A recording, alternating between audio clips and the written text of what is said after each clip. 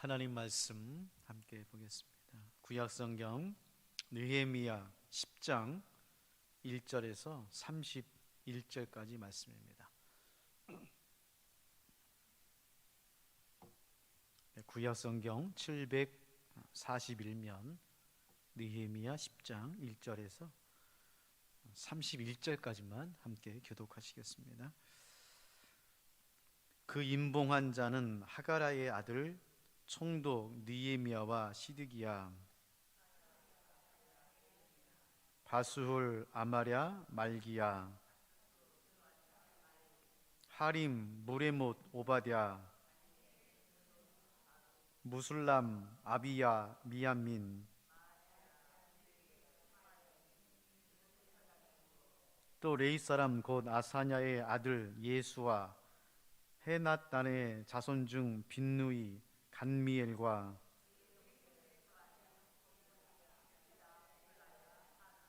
미가, 르훅, 하샤바, 호디야, 바니, 분이누요,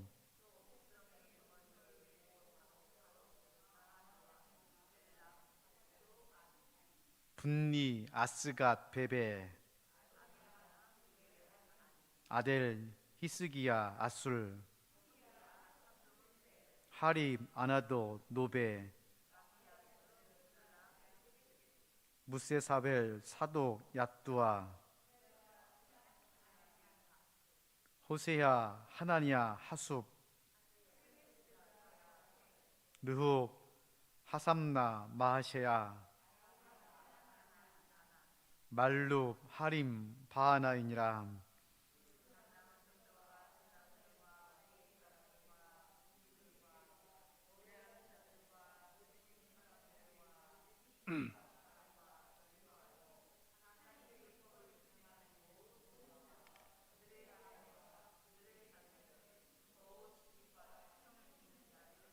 다 그들의 형제 귀족들을 따라 저주로 맹세하기를 우리가 하나님의 종 모세를 통하여 주신 하나님의 율법을 따라 우리 주 여호와의 모든 계명과 규례와 율례를 지켜 행하여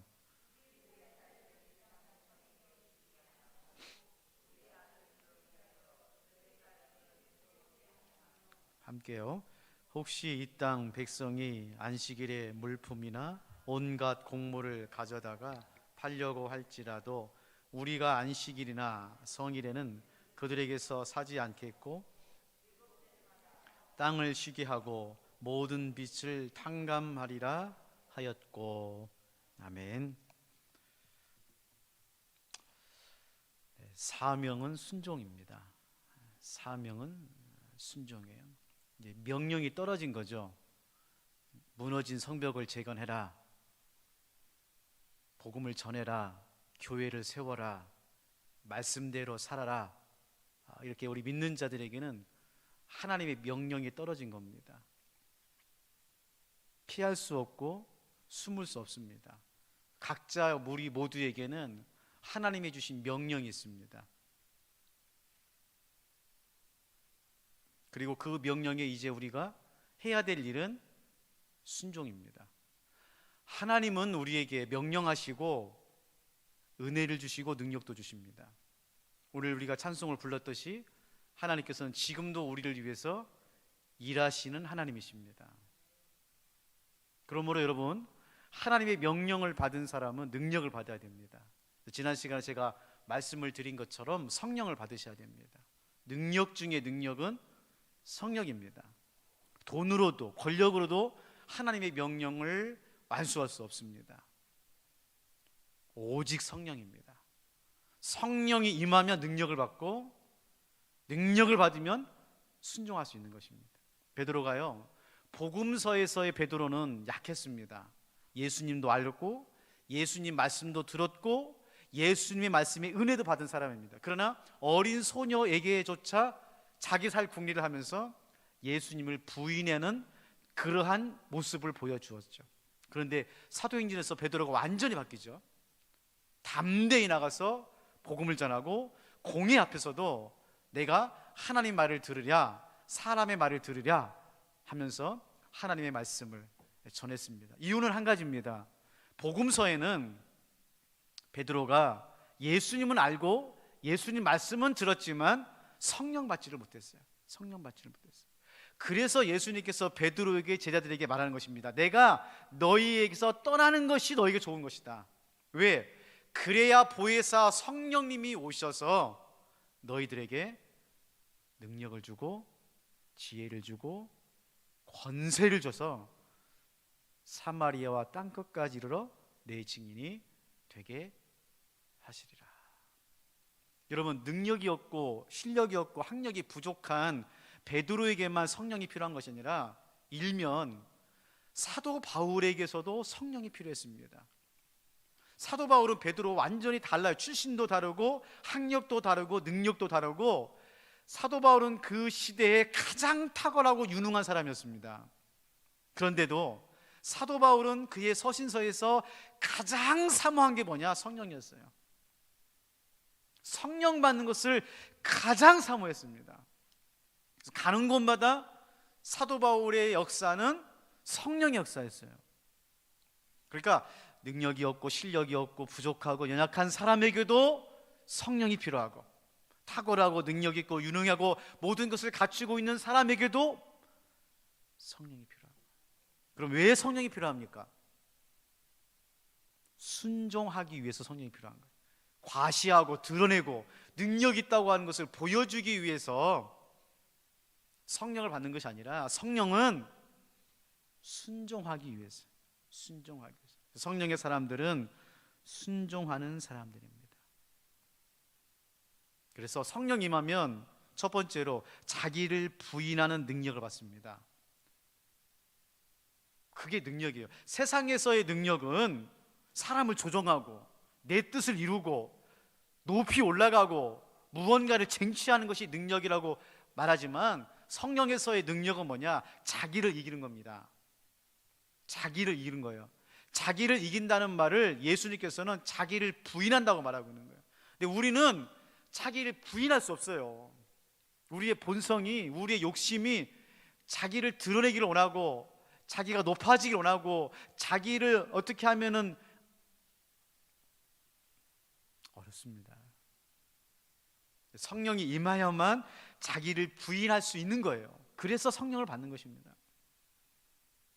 두 번째로는 성령님을 사모하는 사람이 또 사모하고, 성령을 받는 사람이 또 받게 되어 있는 것입니다.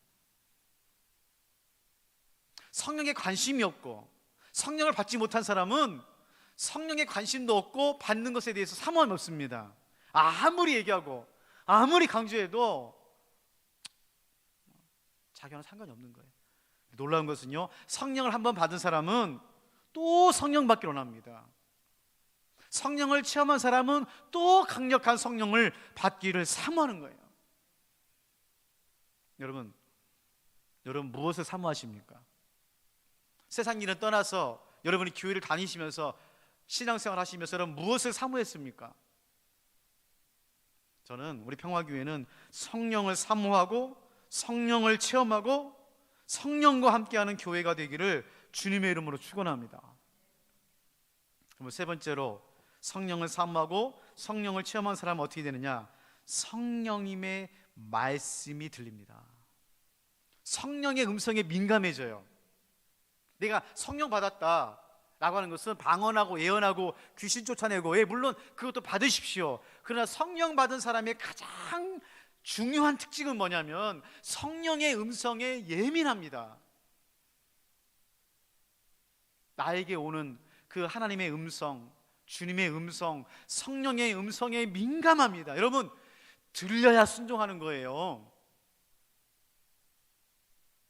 그렇지 않습니까? 자식들이 언제 순종하죠? 부모 말이 들릴 때에 순종하는 거예요. 그 전까지는 안 들립니다. 하여튼 참 이상해요. 귀를 막고 안 들어요. 이렇게 해라 저렇게 해라, 이렇게 하면 잘 산다, 이렇게 하면 성공한다, 이렇게 하면은 그래도 괜찮게 산다라고 그렇게 얘기하는데 안 듣습니다. 안 들어요. 근데 어느 자식이 듣죠? 아니, 어느 자식이 순종하죠? 부모 말씀이 들릴 때부터 순종하는 거예요. 죄송하지만요, 교회를 다니면서도 신앙생활 하면서도요, 하나님 말씀을 안 듣고 신앙생활 하시는 분들이 얼마나 많은지 모릅니다. 자기 고집대로, 아집대로, 생각대로, 방법대로.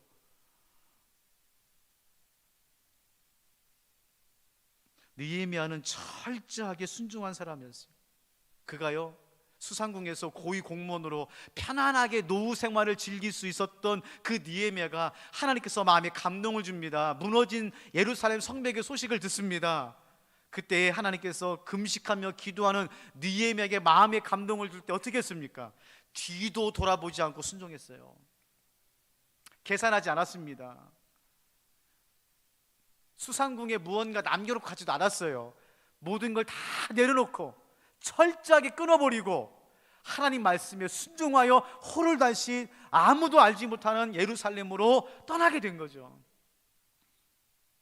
그리고 그 무너진 성벽을 끝까지 재건하는 순종의 모습을 백성들과 함께 하고 있는 것입니다. 여러분, 유유상종이란 말이 있어요. 끼리끼리 모입니다. 순종하는 사람은 순종하는 사람끼리 모이고요, 불순종하는 사람들은요, 어쩌면 불순종하는 사람끼리 모이는지 몰라요. 제가 마태복음 25장 말씀을 읽고 묵상하고 설교할 때마다 그 슬기로운 5처녀와 미련한 5처녀가 나오지 않습니까? 10처녀의 비유가 나오는데 참 이상해요. 슬기로운 처녀들은 슬기로운 처녀들끼리 모이고요, 미련한 처녀들은 미련한 처녀들끼리 모이는 거예요.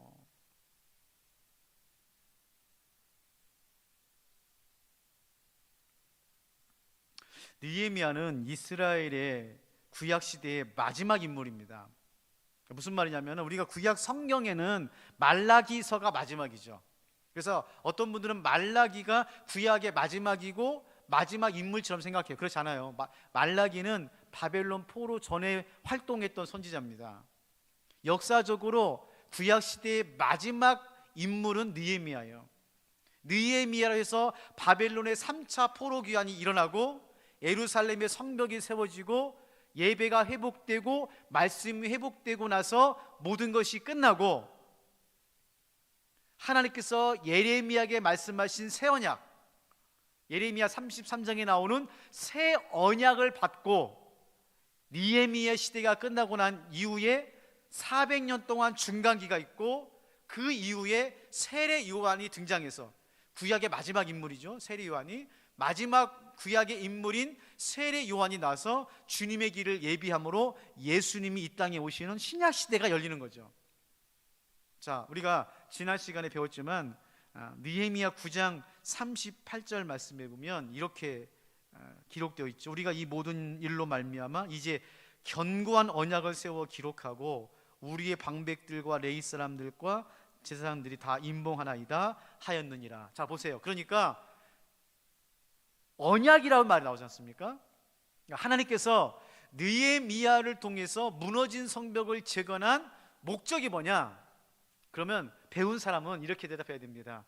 하나님께서 느헤미야를 통하여 새로운 언약, 견고한 언약을 주시기 위해서라는 것이에요. 이게 느헤미야의 주제입니다. 무너진 성벽을 재건하는 것은 방법이에요. 왜 하나님께서 느헤미야를 통해서 무너진 성벽을 재건하느냐? 그건 바로 무너진 하나님의 계약, 구약의 계약을 파기하고 새 언약, 견고한 언약을 하나님께서 느헤미야에게 보여주시는 거예요. 들려주시는 거예요. 그리고 그 견고한 언약이 되시는 누구? 예수님. 그 예수님이 다시 이 땅에 오시는 길을 여시는 것이죠. 네, 그래서 어제 지난주 말씀드린 것처럼 여러분 언약을 받으셔야 됩니다. 언약을 받으셔야 돼요. 자, 오늘은 이 말씀을 31절까지 읽었는데 사실은 길진 않죠. 길진 않고 우리가 어려운 생경한 이름들이 나오는데요, 첫 번째로 오늘 말씀을 통해서 하나님의 책에 나의 이름이 있기를 소원하시기 바랍니다. 하나님의 생명책에 여러분의 이름이 있어야 돼요. 자, 오늘 1절 말씀입니다. 그 임봉한 자는 하갈의 아들 총독 느헤미야와 시드기야 하면서 27절까지 이름들이 나옵니다. 자, 여기 보면 이 이름들은 성경에 한 번만 나오고 끝나는 이름들이 대부분이죠. 자, 그런데 성경의 인물들의 이름을 읽을 때마다 그냥 읽어버리거든요. 아니면 넘어가 버리거나, 왜냐하면 나하고는 아무 상관도 없는 이름이고 전혀 선 지식이었기 때문에 그냥 넘어갈 수 있어요. 우리 마태복음을 읽어도 마태복음 1장에서도 예수님의 족보가 나오는데 이름들이 쭉 나오거든요. 자, 그때 여러분 이 이름들을 읽을 때마다 우리가 늘 붙잡아야 될 건 뭐냐면은, 하나님, 이렇게 성경에 이름들이 등장할 때마다 바라기는 저의 이름이 하나님의 생명책에 기록되는 은혜를 허락하여 주시옵소서. 그렇게 여러분 기도하시기를 바랍니다. 자, 오늘 좀 시간이 좀 가지만 한번 찾아볼게요. 요한계시록 20장 11절에서 15절 말씀입니다. 제가 우리 방송실에 부탁해서 우리 홍전사님께서 준비를 화면에 하셨을 텐데요.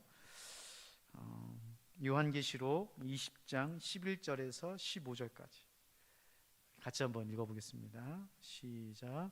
또 내가 크고 흰 보좌와 그 위에 앉으신 이를 보니 땅과 하늘이 그 앞에서 피하여 간대었더라. 또 내가 보니 죽은 자들이 큰 자나 작은 자나 그 보좌 앞에 서 있는데 책들이 펴 있고 또 다른 책이 펴졌으니 그 생명책이라. 죽은 자들이 자기 행위를 따라 책들에 기록된 대로 심판을 받으니 바다가 그 가운데서 죽은 자들을 내주고 또 사망과 음부도 그 가운데서 죽은 자들을 내주매 각 사람이 자기의 행위대로 심판을 받고 사망과 음부도 불못에 던져지니 이것은 둘째 사망 곧 불못이라. 누구든지 생명책에 기록되지 못한 자는 불못에 던져지더라. 여러분, 요한계시록은 책에 대한 내용입니다. 요한계시록 21장부터 21장까지는 책에 대한 내용들이 계속해서 나와요. 이제 그 책을 두루마리라고 하는 책이라고 하는 단어도 나오고 생명책이라고 하는 단어도 나오는데, 요한이 하나님부터 계시를 받을 때에 책들을 펴서 첫 번째 인봉의 책을 펴니 뭐가 나오고 두 번째 책을 펴니 뭐가 나오고 이렇게 계속해서 7권의 책을 인봉을 펼치고 그 다음에 책들이 나오는데 두 가지 책이 나옵니다. 우리가 이 땅에서 행했던 행위에 대한 책이 나오고 생명책이 나와요. 여하튼 하나님의 책이 있다는 것입니다. 보좌 우편에는. 그리고 그 책에는 이름들이 있어요. 이름들이. 그래서 오늘 15절 말씀처럼 누구든지 생명책에 기록되지 못한 자는 불못에 던져지느니라. 여러분, 여러분의 이름이 생명책에 있어야 됩니까? 없어야 됩니까? 있어도 그만 없어도 그만이면 안 돼요. 반드시 있어야 됩니다. 반드시 있어야 돼요. 근데 이 생명책의 이름은 요한계시록에 보면은 우리의 공로나 우리의 능력이나 우리의 믿음으로 가는 것이 아니라 두 가지를 말하고 있어요. 하나는 이기는 자가 생명책에 기록됩니다. 이기는 자가, 이 땅에서 이기는 자들이 생명책에 기록이 돼요. 그러니까 우리가 믿기만 하면 구원받지, 그럼 안 됩니다. 그건 교리적으로 맞는 말이지만은 요한계시록에 의하면은 그거는 한쪽 면만 맞지 전체적으로 틀린 말이에요. 생명책에 기록되는 자는 이기는 자가 생명책에 기록이 되는 거예요. 믿음으로 이 땅에서 악한 마귀와 권세 잡는 자들에게서 싸워서 이기는 자들이 생명책에 기록이 되는 거예요. 여러분, 오늘 느헤미야 10장에 나오는 이 생명책에 나오는 이 성경책에 나오는 이 이름들도요, 그냥 등록된 이름들이 아닙니다. 애쓰고 헌신하고 희생하고 수고한 사람들의 이름이 나오는 거예요. 두 번째로 그의 이름들을 볼 때에 이름이 올려진 것만 우리가 감사할 것이 아니라 하나님께 쓰임받는 이름이 되셔야 됩니다. 성경에 3,000명 이상의 이름이 나온다고 그래요. 그런데 그 3,000명의 이름들 중에서 귀한 이름, 정말 하나님께 쓰임받는 이름들이 있는가 하면 하나님께 버림받았던 이름들도 있습니다. 그 대표적인 이름이 사울이에요. 사울아. 사무엘상 15장 35절 말씀입니다. 사무엘상 15장 35절. 사무엘이 죽는 날까지 사울을 다시 가서 보지 아니하였으니 이는 그가 사울을 위하여 슬퍼함이었고 여호와께서 사울을 이스라엘 왕으로 삼은 것을 후회하셨더라.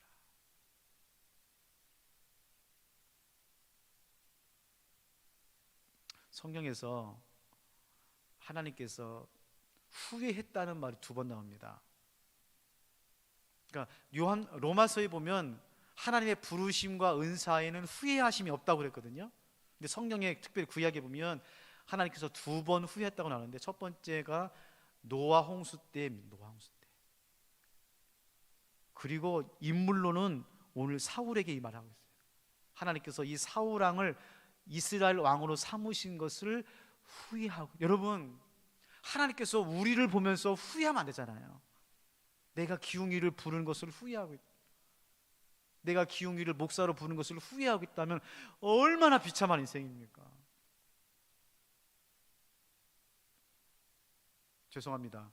부모가 자식을 낳은 것을 후회할 수도 있어요. 그러면 안 되겠지만은, 부모가 자식을 낳은 것을 후회할 수도 있고, 스승이 제자를 가르친 것을 후회할 수도 있고, 직장 상사가 부하 직원을 채용한 것을 후회할 수도 있어요. 그러나 그거는 기회가 있습니다. 또 열심히 하면 복구가 돼요. 그러나 하나님이 후회하면 이건 돌이킬 수가 없는 거예요. 사랑하는 성도 여러분, 어찌하든지 간에 여러분, 하나님 앞에서 여러분의 이름이 생명책에 올라가시고, 그 생명책에 올라가셨을 때에 하나님이 후회하지 않는 이름 되시기를 주님의 이름으로 축원합니다. 마지막으로 오늘 말씀에 보면은 구체적으로 하나님 앞에 순종하는 것이 있어야 돼요. 지금 제가 모두의 사명을 순종을 하겠는데, 오늘 31절 말씀 보세요. 31절 보면 느헤미야와 이스라엘 백성들이 이렇게 말하고 있습니다. 31절. 혹시 이 땅 백성이 안식일에 물품이나 온갖 곡물을 가져다가 팔려고 할지라도 우리가 안식일이나 성일에나 그들에게서 사지 않겠고, 7째 해마다 땅을 쉬게 하고 모든 빚을 탕감하리이다. 지금 그들이 은혜 받고 끝난 게 아닙니다. 회개하고 끝난 게 아니고, 예배드리고 끝난 것이 아니라, 지금 이제 모든 것을 다 임봉하고 난 다음에 사역을 마무리하면서 하나님께 영광 올려드릴 때 구체적인 삶의 현장에서 사람들에게, 이웃들에게, 이 사회에 내가 이것을 하겠습니다라고 하는 순종의 선언을 하고 있는 거예요. 여러분, 순종은 구체적이어야 됩니다. 그리고 공적이어야 됩니다. 하나님과 나와 알고 있으면 되지, 그럼 안 돼요. 하나님만 내 마음, 내 순종 알아주면 되지, 안 됩니다. 순종은 반드시 공개적이어야 됩니다. 나만 아는 것이 아니라 나와 함께하는 사람들도 알아야 돼요. 그리고 구체적이어야 됩니다. 왜? 그래야 공개적이 되는 거죠. 지금 오늘 이스라엘 백성들이 구체적으로 7째 해마다 땅을 쉬게 하고 모든 빚을 탕감하겠습니다. 구체적으로 하나님 앞에 순종의 선언을 하고 있는 것처럼, 여러분, 오늘 우리가 이 땅의 삶을 살아가면서 사명을 감당하면서 순종할 때에 구체적으로, 공개적으로 순종하는 삶을 살아가셔야 돼요.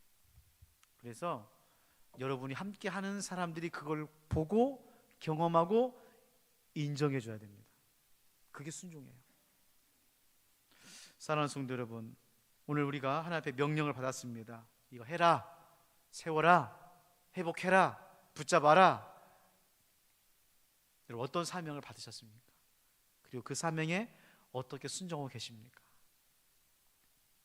오늘 느헤미야가 모든 것을 다 마치고 하나님 앞에 예배를 드리며 구체적인 순종의 선언을 하나님 앞에 드린 것처럼, 오늘 저와 여러분, 우리 평화교회가 이 땅에서 성령 받고 능력 받고 정말 하나님 앞에 철저하게 순종하고 구체적으로 순종하고 공개적으로 순종하는 저와 여러분 되시기를 주님의 이름으로 축원합니다. 하나님 아버지, 믿는 사람들은 모두 다 명령을 받은 사람들입니다. 이제 우리가 가정에서, 일터에서, 세상에서, 교회에서 하나님의 명령을 받아 사명자의 삶을 살아가는데, 이제 우리가 해야 될 일은 환경과 조건과 상황을 초월하여 하나님 앞에 구체적으로 공개적으로 순종하는 것을 배웠습니다. 아버지 하나님, 오늘 우리가 하나님 앞에 생명책에 기록이 되고 하나님 앞에 쓰임받는 것에만 감사하고 만족하는 것이 아니라, 이제 우리가 이 땅에서 철저하게 느헤미야처럼 공개적으로 구체적으로 순종하는 귀한 믿음의 삶을 살아갈 수 있도록 하나님 도와주시고 인도하여 주시옵소서. 감사드리며 귀하신 예수님의 이름으로 기도하옵나이다. 아멘. 우리 말씀을 생각하시면서 주가 일하시네 함께 부르시겠습니다.